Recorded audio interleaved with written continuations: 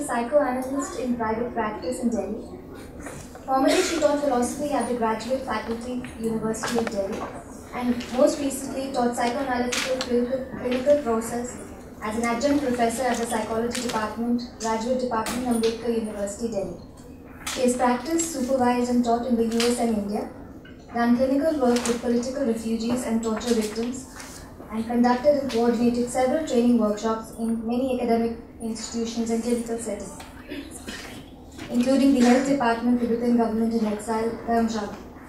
She has written in academic journals, newspapers, magazines, articles on psychoanalysis, philosophy, psychology, feminism, film, and travel.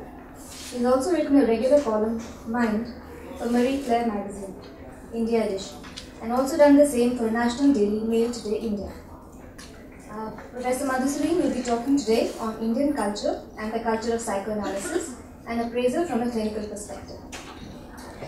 Hello, can you hear me? Yes. I want to thank the organizers for giving me this opportunity to present some of my ideas. And also it's exciting to see this happening because there is a conference where psychoanalysis and psychoanalytic ideas are being discussed. My theme here is going to be a bit different, I think, from what others have talked about. I'm going to try and pull out some ideas from the paper that all of you have been given. This was published in an edited volume on psychoanalysis in India. And my central thrust is going to be that I think that the culture of psychoanalysis is so singular and that we need to keep reminding ourselves of this. As psychoanalysis goes through its ups and downs, it's more singular than any cultural difference. And what I want to do is to highlight what I think is unique to psychoanalysis that makes it different as a clinical discipline that has contributed to the realm of ideas. To remember that Freud himself wanted to be a philosopher and did the humdrum, banal work of actually seeing patients and earning a living to earn a living. I think that psychoanalysis has profoundly changed the way we think about many things. So the way I'm going to do some of this is to juxtapose some of what people have highlighted as unique to Indian culture to behind that shows some of the ideas of psychoanalysis that helps us think philosophically about many issues, okay? I have some musings in my paper about why psychoanalysis suffers ups and downs, something about the nature of Indian psychoanalysis. So I hope you'll bear with me. I'm going to try and keep this as short as possible. But I have a feeling that even what I have elicited from the paper is going to be more than an hour, so I'll try my best to keep it short. Psychoanalysis has had a checkered historical trajectory. It's been reviled and idealized at different moments in history. I believe psychoanalysis has to be presented and represented to engage with the larger culture in which it has been repeatedly caricatured and dismissed, and this is what I am attempting to do in part in this paper. By focusing on the clinical import of the ways in which psychoanalysis is critically different from existing social, cultural, and psychological thinking and practice, I would like to highlight its specificity and try and understand and explain why it has so frequently been perceived and misrecognized. This would involve examining the interface between certain theories, their perception, and the related and relevant clinical issues. I would argue that once the specificity is lost sight of, then very often concrete sociological speculation replaces symbolic clinical understanding. I would like to say that in the text of my paper, I have highlighted very little, of what contemporary psychoanalysis says about transference, countertransference, enactments, symbolization, projective identification, and a whole bunch of other things. I'm not going to be erasing this for obvious reasons.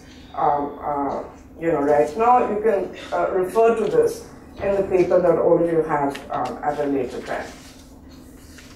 I try to show that the complex of theories which inform contemporary analysis provide an account of our human nature, which continue to provide insight and which remain unsurpassed by alternative prevailing psychologies.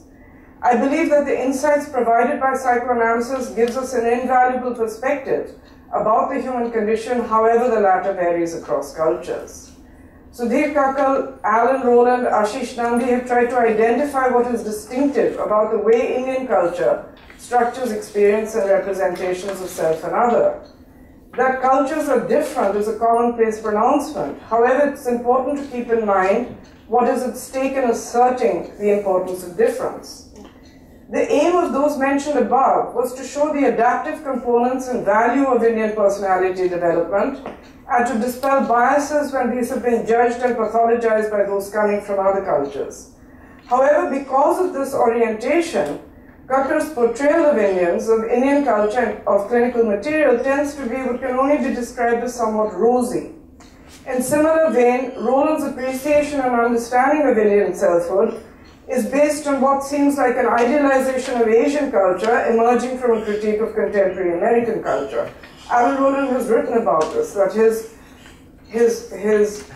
departure towards Buddhism, Indian selfhood, Asian selfhood, was because of his sense of alienation with aspects of his own culture.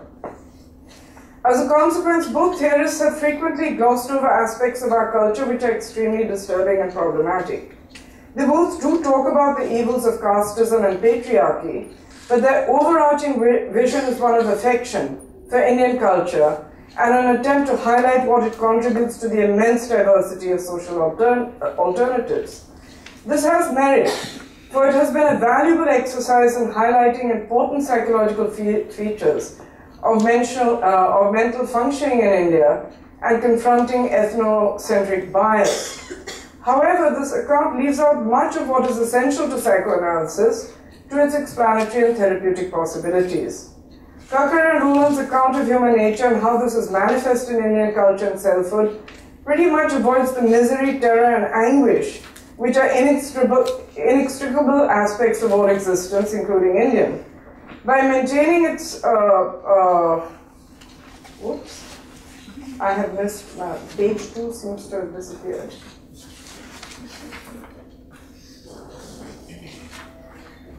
Could I have a copy of my other, thank you. Yeah, excuse me.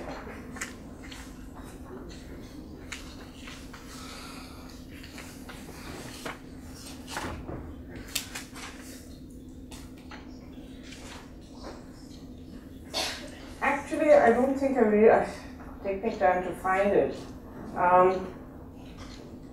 But what I actually wanted to say is that a lot of clinical psychoanalysis is based on the dark holes of our existence and is based on apprehension of dread, terror, anxiety, and at a very crippling level, and is not precisely so rosy. But I seem to have, as I say, missed a whole page here, and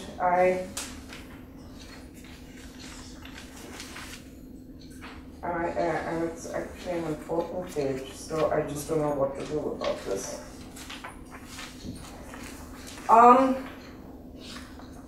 Okay. I also go on to sort of say certain other things about the contributions that I believe that psychoanalysis has made, but I return to some of that later, so I'm just going to go on and talk about psychoanalytic singularity. One question: what is more foreign, the two cultures in question or the oddities of psychoanalysis? The language and world of the unconscious is pretty marginal in the West too.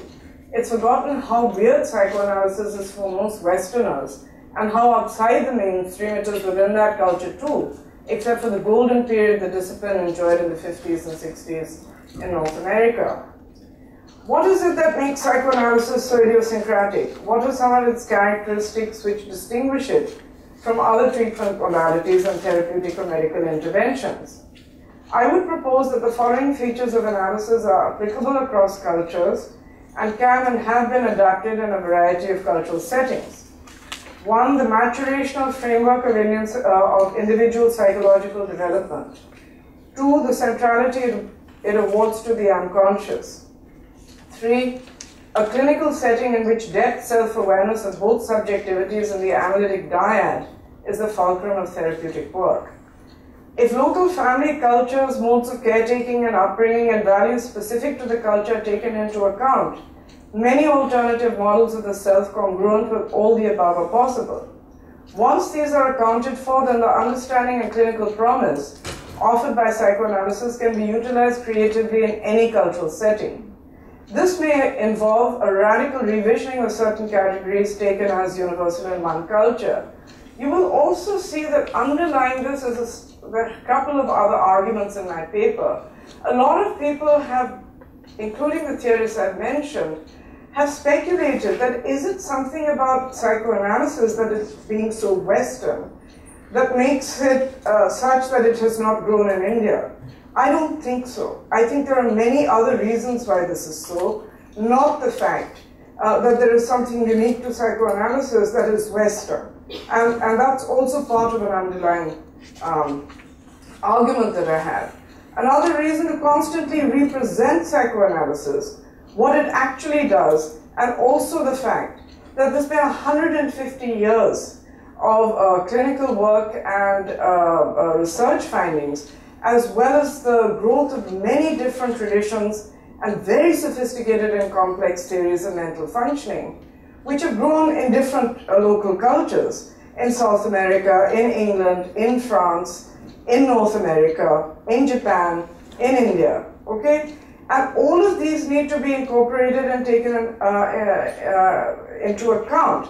In India, there has not been much contact between what's happened for 150 years in the West. And you know, so one has all kinds of ideas about both psychoanalysis as well as culture and the culture of psychoanalysis that, let me say, have many question marks for me, okay? I do not agree with those who claim that psychoanalysis has failed in India because the culture here doesn't support it. I believe they have used a rather rigid definition of psychoanalysis and applied it mechanically. Its inevitable doom then becomes a self-fulfilling prophecy. Of course, there are huge variations in culture and significant differences. This does not vitiate the project of analysis if we understand it in the open-ended way I suggest and propose. I would also like to argue, and this is going to be controversial, that it is questionable whether psychoanalysis as it developed in India, either in its origins or its subsequent trajectory, except in isolated pockets in recent times, was remotely similar to the discipline as it grew and developed elsewhere. In fact, more or less everyone who has commented on the subject has questioned this in some form or the other without boldly drawing the conclusion that I do. In other words, that what came to be known as psychoanalysis in India was a unique form of psychotherapy, emerging out of local conditions which should be judged on its own merits and not with the discipline as it evolved elsewhere.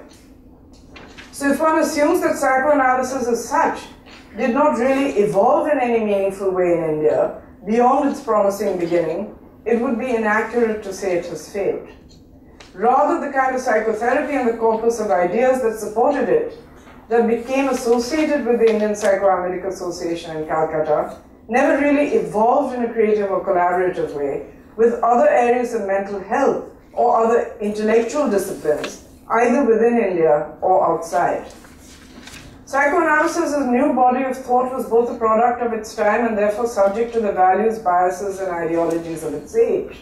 Yet it was also foundational in changing subsequent social attitudes towards sexuality, sexualities, child development, and the perception of human nature in the direction of greater complexity, honesty, openness, and tolerance. The core concepts of analysis challenged and provoked intense countervailing reactions from the disciplines it originally intersected with and grew out of, medicine, neurobiology, and psychology. To preserve itself from antipathy to its findings, the teaching, research, and dissemination of analysis has taken place in the cloistered and ivory-towered precincts of what are more or less closed training institutes. The idea of having psychoanalytic institutes outside the academy was originally a deliberate strategy devised to protect the discipline as a science of the mind and as a therapeutic endeavor which sought to alleviate acute neurotic misery and suffering. A lot of these things are in inverted commas. Science, neurotic. From constant onslaught of assault from the outside and inside world, and to allow it to evolve without such a pressure. Systematic knowledge derived from experimental and clinical work over the last century has provided psychoanalysis with important information about the nature of psychic discord, which is seen as resulting from earlier developmental phases. This has led to therapeutics in relation to psychic distress with an understanding of how it can be worked on, worked through, and alleviated. The complexity and richness of the many different ideas and models that have been spawned by a century of clinical research and practice remains, unfortunately, an esoteric preserve of its practitioners. While going by representations in popular culture and the media, psychoanalysis itself continues to be subject to derisive caricature and tedious stereotype. Now, some of this is, it's because the training and practice of this discipline has taken place largely outside the academy. The results of this research are not widely known in the larger intellectual world, and I would put forward a very strong argument that time has come now to bring it into the academy. It's time enough that it's in sort of Masonic lodges where it doesn't have the kind of interaction with other streams of knowledge in an open-ended kind of way that any intellectual discipline in a university setting does. Another factor which has led to exasperation with the discipline is what is perceived as its myopia towards history or culture. And it is true that the explicit social, historical, and cultural dimensions of its theory construction has been largely neglected by psychoanalysis, except for a few notable exceptions. Implicitly, though, analysts are very mindful of the subtle and variegated way the analysants may respond to and internalize the attitudes of their culture, which becomes formative in the organization of their personality as an outcome of their relationship to early caretakers and others close to them.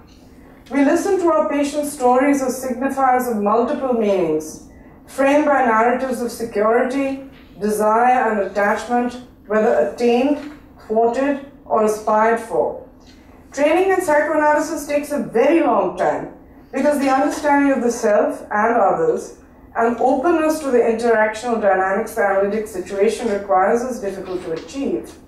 It involves being aware of a range of defensive systems, of deep-seated and intense feelings associated with intimate attachment, shame, guilt, vulnerability, pain, and so on. It requires being intensely engaged and simultaneously detached. The analyst tries to make connection to her patient, often in face of difficult personality attributes which vitiate emotional engagement and connection. The analyst must be aware of her own emotional reactions, process them, and strive not to be emotionally reactive despite provocation, to try and regain empathic connection despite this being lost frequently, and over the course of treatment, and constantly and continuously over the course of treatment, so as to facilitate the patient's self-understanding, healing, and internalization of the analytic process. It's not just training analysis that tends to take a very long time. We also frequently see patients for a very long time. Apart from this, we see patients at much greater frequency than most other therapists. We discriminate about which patient we see at a particular frequency. We make distinctions between analytic therapy and a psychoanalysis proper. Our interventions are quite different from those made by other therapists. We are less expressive and demonstrative. We don't talk much. We very rarely talk about ourselves. We rarely answer questions directly. We maintain much stricter boundaries than the average therapist, and far different ones. We tend to charge higher fees. We tend to charge for missed sessions. We pride ourselves on the fact that we aren't explicitly didactic or supportive. But at the same time, we believe that our treatment and its modality provides greater growth and support than competing therapies, including those that are explicitly supportive. We feel confident about our clinical work since we witness the outcome in the treatment process and in our own self-work. Everyone who's been an analyst, who trains to be an analyst, has has done a lot of work on themselves and also done a lot of work with other patients under supervision for a very long time, more than average, compared to other clinicians. So our research outcomes, we feel confident about our clinical work since we witness the outcome in the treatment process. So our research outcomes are conceived of differently than the outcome research of other therapies or medical interventions. It is these protocols that go to make up the analytic stance and structure the analytic setting. These protocols are informed by complex, sophisticated, multiple models of mental functioning, and which often make them subject to caricature, ridicule, and bewildered bafflement outside. We are frequently seen and represented as silent, cold and distant, self-serving, elitist and snobbish. Our form of treatment is considered old hat and defunct. Although there have been instances where such strictures are well-founded, by and large psychoanalysts are anything but. We can surmise that a major reason for this is the length, duration and cost of treatment, in addition to uninformed fantasies and transferences to the treatment setting, rather than reactions to the actual ideas which inform analytic theorizing. Most analysts take these theories and protocols for granted within their own tradition and practice, and have become seemingly tired of constantly having to explain themselves. This and other social and cultural developments have led to a dangerous situation in which the promise of analysis is restricted to a small group of people without any engagement or resonance with the larger culture it inhabits, or with other theoretical or clinical modalities. It has been suggested that psychoanalysis can be regarded as a kind of protected playground, with the aim of maximizing the expression of the patient's transferences, but also at minimizing the expression of the analyst's countertransference. There is an inherent paradox in the psychoanalytic relationship. It involves the reworking of infantile childhood scenarios in more adaptive ways. This stresses equality and the patient's autonomy.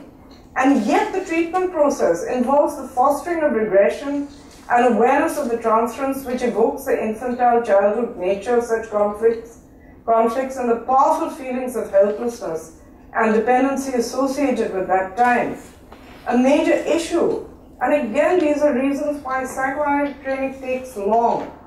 A major issue is how the analyst handles the authority given by the transference, uses it, and challenges it. According to Shinek, a European analyst based in the States, it is precisely the analyst's role and position in an asymmetrical and structured interaction that allows her to contribute a different perspective, possibly more broad, objective, and detached than the direct, intense, and narrowly centered experience of the patient. The analyst neither sees the patient's utterances or tries to basically challenge or disown the patient's experience as mere manifest content, but attempts to illuminate connections and patterns which suggest additional and alternate meanings to the patient's experience. The attempt is to expand rather than negate or supersede a patient's experience. The analyst reflects on her emotional response to the patient, trying to understand the effect the patient's behavior has on herself, and understands this as a communication from the patient, while keeping in mind as much as possible those responses which are a part of her own personality. It is this comprehended, though not fully stated in its totality, that is presented to the patient as an interpretation. This interpretation should be verbalized directly and concisely in terms of the present. We describe to the patient what is going on, and we explain why we think it is going on. We allow the relationship to evolve, and we try to draw the patient into looking at the relationship. The patient may respond in either of two ways if the interpretation resonates and makes sense to her. She feels relief, thinks about it, and this opens the way to intensifying and deepening the treatment process. At the same time, the interpretation has the effect of interfering with the usual coping mechanisms. This can either loosen the defenses or bring about further defensive behavior. This continuous shift in the interactions between analyst and patient, brought about and provoked by the analyst's interpretation, reveals in the analysis the patient's defensive structure. Thus, we, analyst and patient, learn together how these defenses were built up and were affected by her relationship to early internal and external objects. These internal experiences, image or representations, invariably merge complex elements of reality and fantasy. Most analysts know and have learned this from their observation and understanding of human desire and their work in the clinical context, that the motivating factor for patients is not some disinterested intellectual self-knowledge. Attachment needs are inextricably linked in some way or the other with most human desire. What do patients want? Not knowledge or self-understanding as their primary treatment goal. What they mainly seek is a relationship that they hope will fulfill at least some of their desires, disprove some of their worst anxieties, and at the very least, give them recognition of a reliable, attentive, and understanding listener. Psychoanalysts are sensitive and aware of this, and their clinical interventions are colored by this knowledge. Psychoanalytic training takes long so as not only to be aware of one's own subjectivity, one's own desires, conflicts, and deficits, but also to be open as possible to someone else's. To be able to listen in a way which allows one to be attentive to recognize and understand the unconscious in the patient's utterances.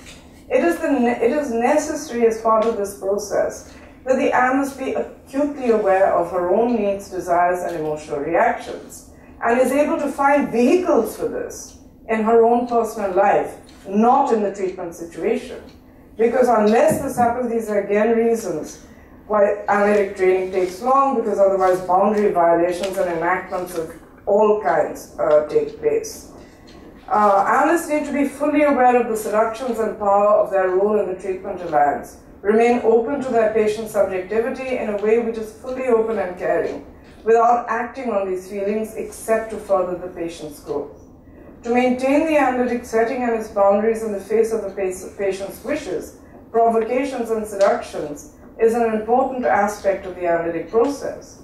All this facilitates gaining awareness of the patient's motivations, the thoughts, feelings, and fantasies which accompany gratification and frustration, articulating and eventually containing disavowed and projected, primitive, unmetabolized inner states, gaining mastery, generating agency, and changing coping strategies in optimal ways. If psychoanalysis can find a foothold and take root in this country, it will not only grow exponentially, it will provide great relief to many afflicted with emotional pain and suffering, and provide a valuable, new, and innovative paradigm for knowledge and research. The understanding of the self which inform our culture found in our extremely complex and rich philosophical traditions. These offer sophisticated psychologies of the self which might interact very fruitfully with the insights from psychoanalysis. Although you find some interesting discussions in some of the accounts which speak of the encounter with Buddhism and psychoanalysis, this still remains to be done in India. This can only happen, though, once analytic ideas and practice really gain a firm foothold here. Now, if human nature is complex, conflicted, and enigmatic, then this is hardly the fault of psychoanalysis, which attempts to account for and address this in its understanding of subjectivity in the multiple theoretical models that have emerged from a century and a half of clinical work and research, and in the treatment modalities developed thereof. We can assume that psychoanalysis will continue to be marginal unless societies accept, acknowledge, and value the sophisticated, complex, and depth psychological model of the psyche it offers. Of course, other modalities such as CBT can be of great help to patients in specific contexts and under certain circumstances. But if you are suffering from a long-term chronic depression, if you are subject to inexplicable panic attacks, if you continue to repeat what you know to be self-defeating and self-destructive behavior, despite repeated and valiant efforts to consciously change, a psychoanalytic treatment can be very valuable in providing insight, understanding, and the potential to fruitfully alter existing defenses that make up personality structure. I'd like to again repeat a few points that I feel that make psychoanalysis different from other modalities, and what insight this may give us and how it affects the way we treat patients. Psychoanalysis does not attempt to impose a particular view of reality or a preconceived correct adjustment to reality. Mental functioning is viewed as existing within a spectrum ranging from a more integrated to a fragile and less differentiated. Analysts view psychic conflict as an ongoing part of human life. However, when it becomes severe, it is accompanied by what is frequently experienced as intolerable mental anguish, pain, torment, and suffering, and/or crippling somatic symptoms. The focus of analytic work is the attempt to understand the psychic distress with a view to ameliorate it, rather than identify and fix some perceived normative aberration. In this sense, the narrative of psychoanalysis can better be understood as a therapeutic of suffering, of healing, strengthening, and repair, rather than one of normalcy and abnormality, since most abnormalities are understood as being the psyche's adaptation to what was once normative for it. This also implies that the circumstances under which pathology or abnormality in inverted commas come into being may not have been within the conscious control of the patient.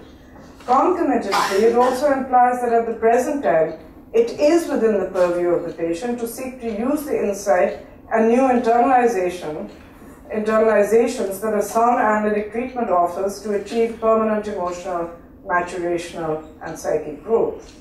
This more hopeful approach also differentiates analysis from many of the other therapies which tend to accept a biological or chemical explanation for personality functioning and corresponding disorders. Analysts are sensitized to the manner in which beliefs, conscious and unconscious, shape and govern perception and behavior. This is particularly pertinent when this applies to beliefs about the nature of severe mental illness and how these affect attitudes towards people with this condition. How we view someone is bound to affect how we treat them, and this influences both the therapeutic alliance as well as the method of treatment. In addition, our theories about the condition inevitably affect the client's view of herself. The way analysts view psychic disorders helps to facilitate and hopefully provide an empathic engagement with patients whose inner and outer reality is pervaded with intense and painful turmoil. It also provides another way of perceiving their own condition by those who are afflicted, the way their families will regard them and society at large. Psychoanalysis has been instrumental in providing a more humane and destigmatizing view of mental and emotional afflictions. It has also allowed for a way to understand and work on what was previously and still frequently is regarded as frightening and outside of human grasp and comprehension. In other words, an analytic approach appreciates human agency at the same time as it recognizes, accepts, and acknowledges mental affliction and the limitations, possibilities, courage, and sense of empowerment it bestows on those who struggle to confront and overcome them. Social attitudes communicate implicit messages. If someone with psychosis is viewed as if they are in traditional cultures, as someone affected by transcendental forces, they might be regarded and treated as a shaman, mystic, or witch. If they are treated as having a degenerative brain disease, they are likely to be treated as a sick or disabled person. If they are viewed as deviant, they will be seen as someone dangerous who needs to be controlled or locked up. On the other hand, if a person with the same condition is viewed as someone with special sensitivity to or nuance to other people's sensibilities, albeit with other vulnerabilities, they might be treated with greater respect. This is not just an ethical issue, but a clinical one, which involves creating a treatment alliance with a sense that a person is in trouble but is struggling to improve their lives. If such a person is viewed as someone struggling to find a more authentic basis on which to live, the practitioner may see her as someone more like herself, also seeking to grow, develop and become a better person, albeit with some constitutional uniqueness which leads to vulnerability or deficit in certain areas of mental functioning.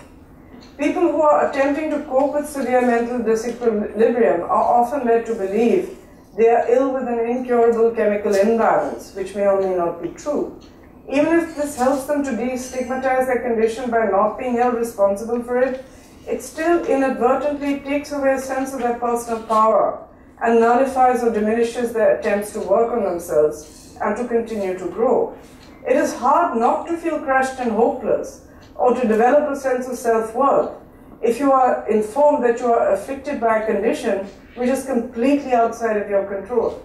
On the other hand, you may need to develop a sense of your possibilities and limitations and strive actively to keep them in mind as you live your life. The belief in a purely medical model for mental illness also provides implicit sanction for acting in ways that would be unacceptable in society at large without allowing for the possibility of the capacity or motivation to change. Another consequence of seeing mental disorders as exclusively biological reduces socially unacceptable behaviors to quirks and impulses of the brain. If the person suddenly hits someone or yells and curses at them, spends all day in bed, ingests addictive and dangerous substances, or aggressively undereats or overeats, this is explained and understood as unalterable thought disorder or malfunctioning of the brain. This precludes the possibility of understanding this behavior as having meaning and affording the afflicted person the potential to also understand it, and thereby gain better agency and control over her life. We listen to our patients' stories as signifiers of multiple meanings, framed by narratives of security, desire, and attachment, whether attained, thwarted, or aspired for. I am going to now change focus a bit, and I have said that I want to highlight now certain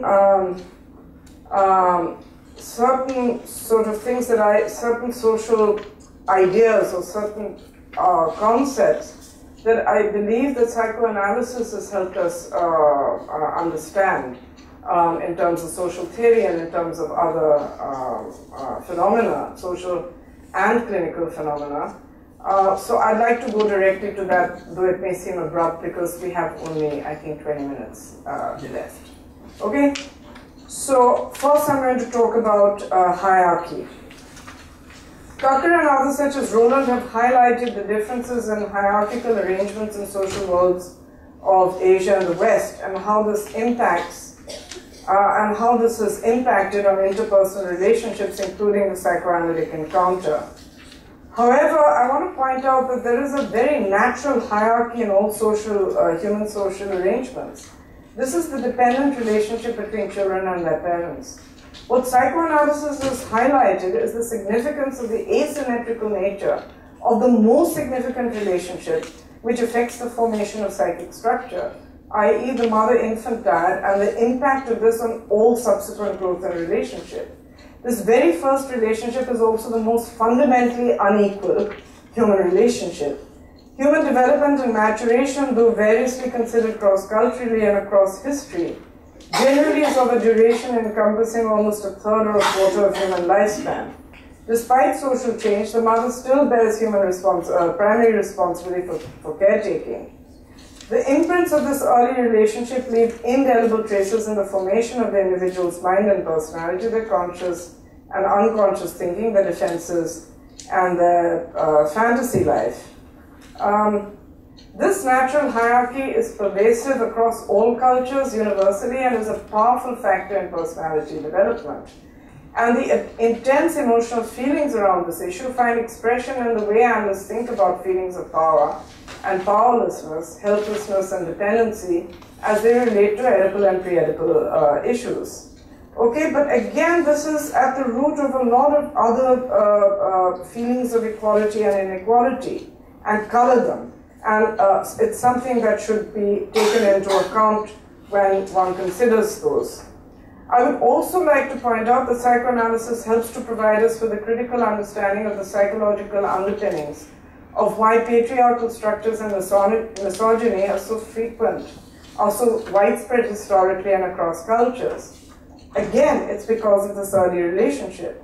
For both men and women, their earliest dependency on their parents and given current child-rearing practices, particularly on their mothers, have a tremendous power in their lives. For men, this early relationship to mother is replayed in their adult relationships with women. And in clinical work, we encounter the enormous vulnerability they feel in the face of this. These feelings are often masked in an active defensive reversal and hidden even from themselves in their cold and distant stance of hypervigilant masculinity or promiscuity or refusal to allow themselves to get or feel dependent. Men often feel extremely vulnerable towards the women in their lives, although they may have little sense of this or how strongly they have built defenses against these feelings.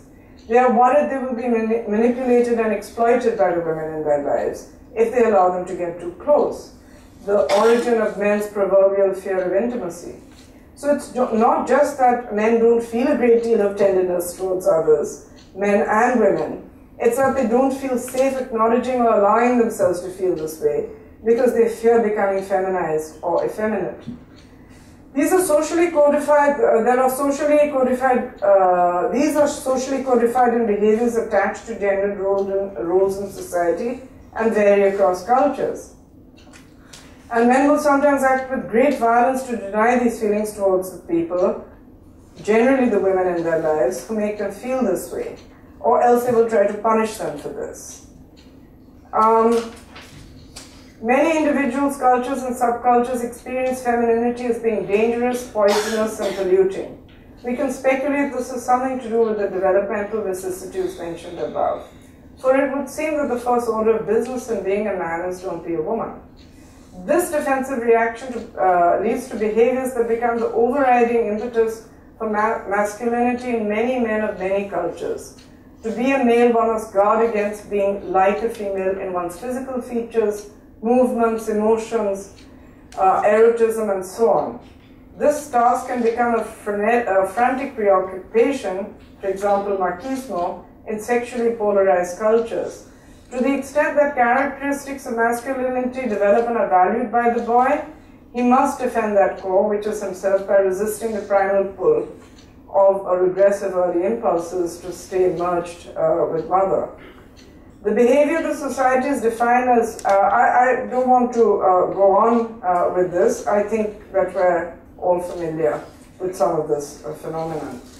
If patriarchal structures arise as a result of early caretaking experiences between infant and mother, which are near universal, does this mean there is no way out? I say this because there are many people, and I'm talking about certain theorists here too, who say that you cannot change gender relationships between men and women in the Indian context, that they're sort of cast in stone. I don't believe this. I think that social change is possible, no matter what the underlying psychological issues are. However, they need to be taken into account in the particular context so that you know what you're up against. No, for the wishes and fears and accompanying fantasies, which are themselves a defensive response to such experiences, can be addressed and seen to be as such. We work to create better defenses in our patients, so as to strengthen them and allow for greater inner freedom. This allows us to see how, if we address the fantasies and fears that women in their capacities as mothers have exercised on our minds and imaginations, for both men and women, that doesn't keep women restricted and subordinate, can only help to strengthen our individual identities as both men and women and our interpersonal gendered relationships. Patriarchy flourishes in India as it does elsewhere, and the denigration and domination of women exists in direct proportion to the idealization of her specific role as mother. In India, if you have a woman who is devalued in relation to men, you have a woman who is devalued in relation to men and subject to male domination at every level. There is disgust and revulsion about her bodily functions, such as menstruation or her sexual secretions. Female feticide is rampant, as are dowry deaths. Widows are shunned with the accompanying fantasy that they are responsible somehow for outliving their husbands. Her compensation has been protection, queen of the household when she reaches mother-in-law status, idealization and privilege attached to her role as mother. Her losses, restriction to limited domains, playing second fiddle, which can create deep wounds to her sense of self and self-esteem if her talents, abilities, wishes lie elsewhere. Also, this has been highlighted, I'm thinking of a British analyst, I think her name is Eugene, or Eustacia, I'm forgetting her name, Weldon, Okay, she's written about if the impact of if a woman feels that she has been denigrated in the culture, or else if she has perverse fantasies. A lot of these are also played out in the womb, and there are a lot of unconscious and conscious feelings of hatred and anger, and not just a fondness towards her male child. So that this is very complicated at many levels, at both conscious and unconscious levels. Scant attention has been paid in analytical psychological work here as to how patriarchal structures have been internalized or experienced by either men or women, and how this may affect the transmission of unconscious attitudes about masculinity and femininity, except in a way that supports it in the name of upholding Indian versus Western values. How do women experience and value their own bodies? What are their desires and wishes for themselves and for those they care about? How do they feel about existing interpersonal gendered arrangements? And how does this play out in their sense of themselves as individuals, as wives, sisters, daughters, mothers?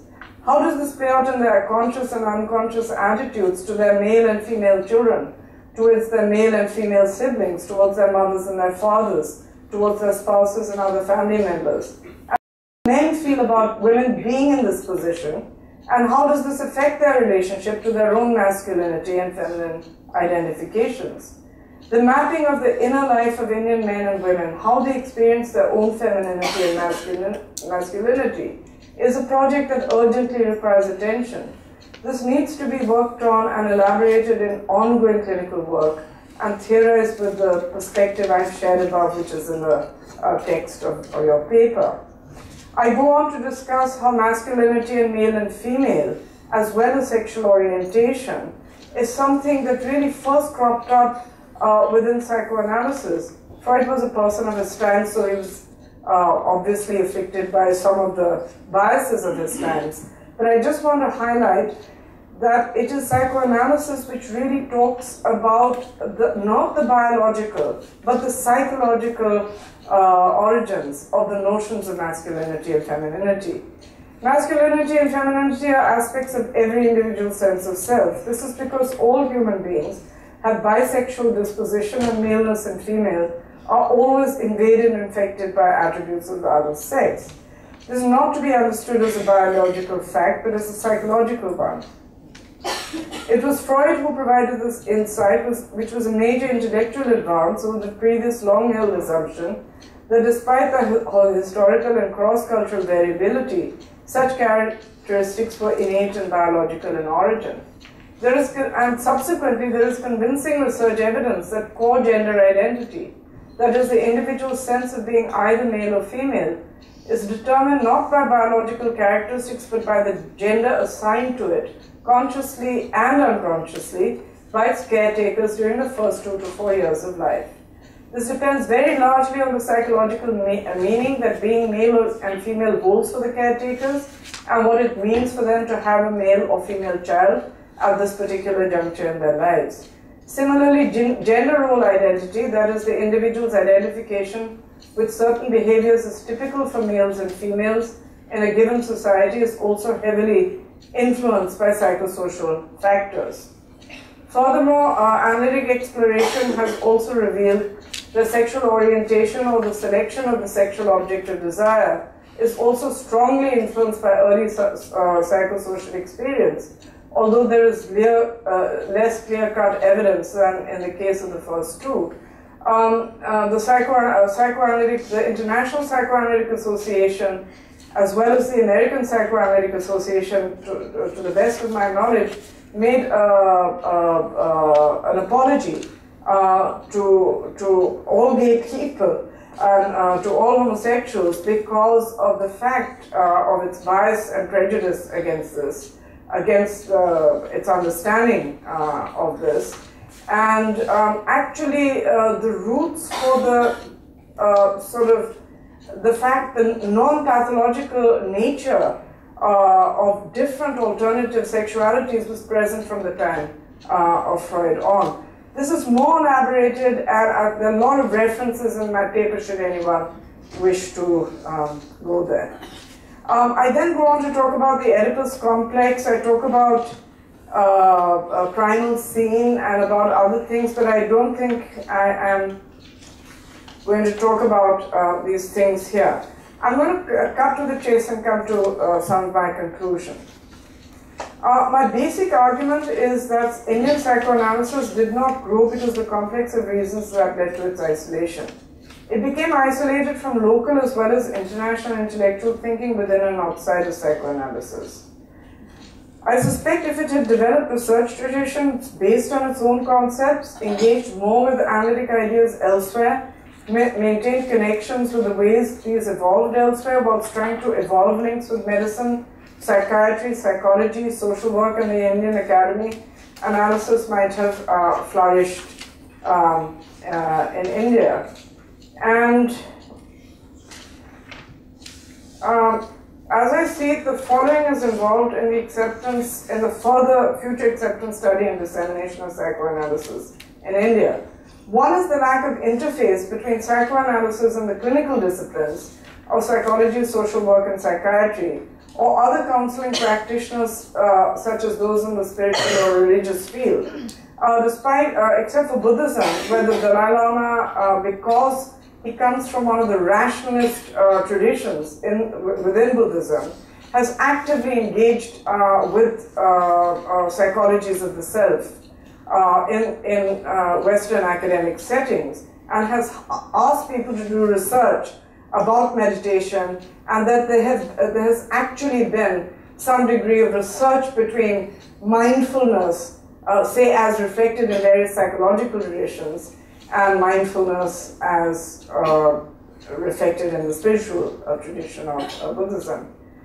Okay, so I just feel that that in this country, the way, psychoanalysis has not had its roots in psychology, in social work, in the religious fields, or in medicine for that matter, and I think that there needs to be more engagement with this.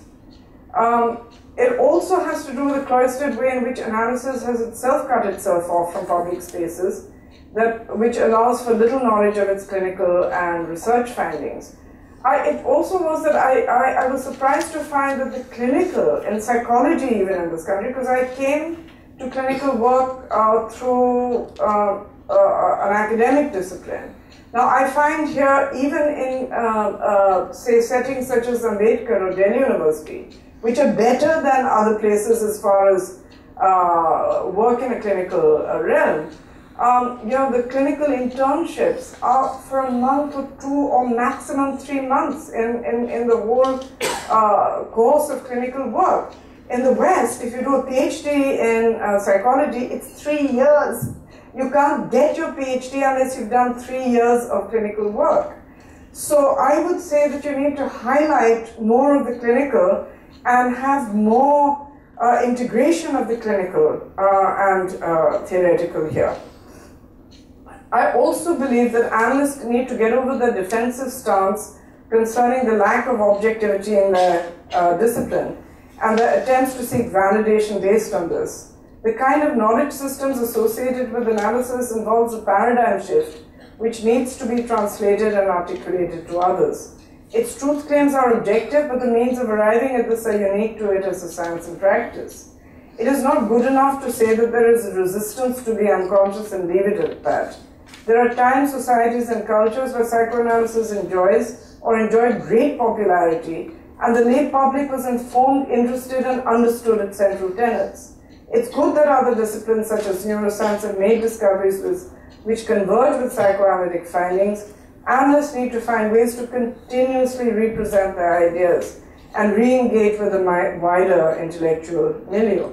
Analysts also may require to be less scathing, polemical, dismissive, defensive, and reactive to alternative ways of thinking about mental functioning and doing psychotherapy, and find ways of engaging with others collaboratively rather than competitively, or at least without hostility despite the provocation. To some extent, it has to do with the fact that analysis as a whole becomes identified with those practices and practitioners who are rigid in doctrine, in contrast to the majority of practitioners who are open, creative, and struggling to create and recreate a space for themselves in a largely hostile and competitive atmosphere. I'm talking about in the West. Another significant factor that comes in the way, I think, of the growth of psychoanalysis in India has to do with the fact that a psychoanalytic society exists in India, which is the credentialing and disseminating body for the discipline, but which has little connection to the discipline or the credentialing process as it is evolved elsewhere. It has little or no links with professional psychiatry or psychology, has no innovative ideas or approaches of its own, and which is an even more marginal and larger decaying organization in India. Given that psychotherapy is flourishing in many cities now, if Indian psychoanalysis were flourishing and vested in a viable and functioning organization, it could have played an invaluable role at this time to provide a depth-level clinical orientation. What Indian society portrays as analysis has little to do with any innovative local approach or the way analysis is understood or disseminated elsewhere in the world. I think I'm going to end at this point. I just think that there needs to be much more connection between different disciplines, especially the clinical disciplines, and much more connection, especially if psychoanalysis wants to grow in this country with other traditions in the West. Thank you.